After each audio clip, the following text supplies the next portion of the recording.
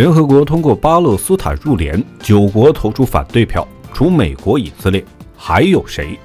近日，联合国大会特别会议圆满结束，其中巴勒斯坦申请加入联合国的投票结果出炉，143国支持，9国反对，25国则选择中立。这一结果既彰显了国际社会对公正与平等的坚守，也揭示了国际关系中的复杂纠葛。此次会议不仅是对巴勒斯坦地位的重新审视，更是对全球和平与稳定的一次深刻探讨。喜欢这类视频的领导，劳烦您点个赞支持一下，记得长按点赞3秒，给个霸气鼓励，谢谢。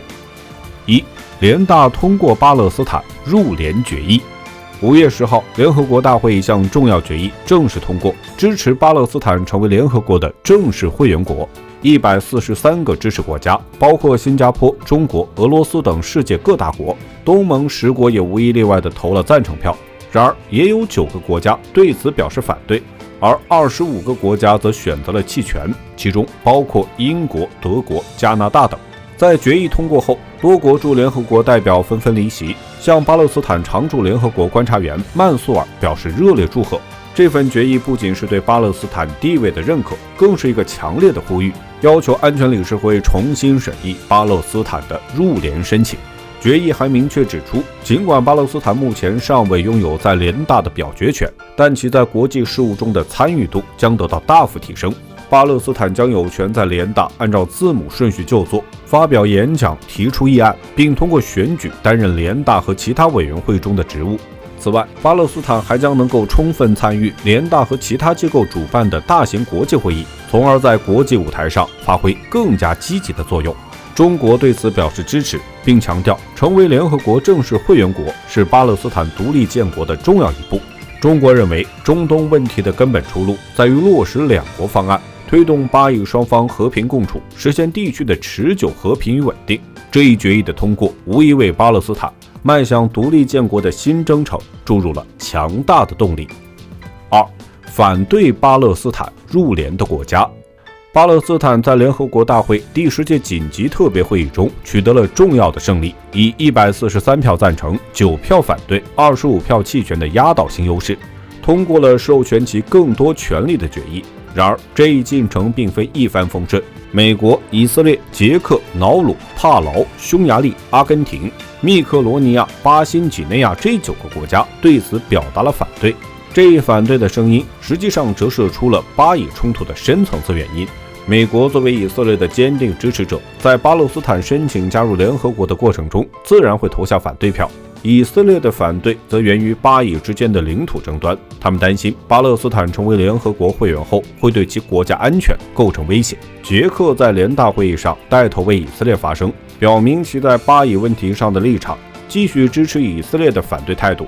瑙鲁、巴布亚新几内亚、帕劳、密克罗尼西亚等太平洋岛国虽然地处遥远，但受到美国全球军事基地布局的影响，其外交政策往往与美国保持一致，因此也选择了反对巴勒斯坦。值得一提的是，匈牙利作为一个力挺中国的国家，在巴以问题上却多次支持以色列。有专家分析认为，这可能与匈牙利国内拥有大量犹太人有关，他们中的许多都是2战时期逃难至匈牙利定居的后裔。这种特殊的历史背景或许在一定程度上影响了匈牙利在巴以问题上的立场。尽管存在这些反对声音，但巴勒斯坦依然通过努力获得了联合国大会的支持。这一决议的通过不仅是对巴勒斯坦国际地位的认可，也为其未来的发展和权益保障提供了有力支持。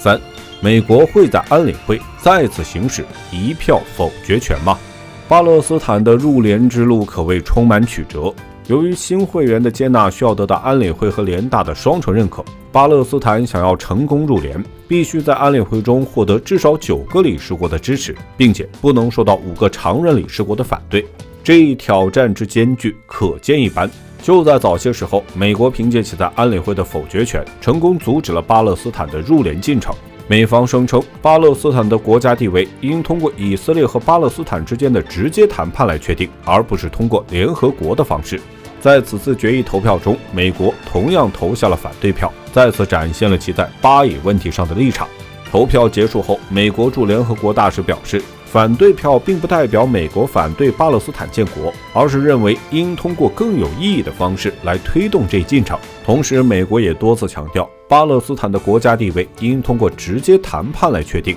而非单边行动。随着新一轮巴以冲突的升级，以及以色列入联问题的持续发酵，美国也面临着不小的内外压力。一方面，国内舆论对美国的立场表示质疑；另一方面，美以两国间的分歧也日益凸显。在这种情况下，美国是否会在安理会放弃行使否决权，尚难预料。但可以确定的是，巴勒斯坦的入联之路仍然任重道远。毕竟，美国长期坚定支持以色列在中东地区的地位和成长。作为以色列的盟友，美国深知两国关系的重要性。对于巴勒斯坦可能的入联行动，美国表示担忧，因为这可能加剧双方间的紧张局势，甚至可能引发地区动荡。美国与以色列和巴勒斯坦在经济层面均有深入交往，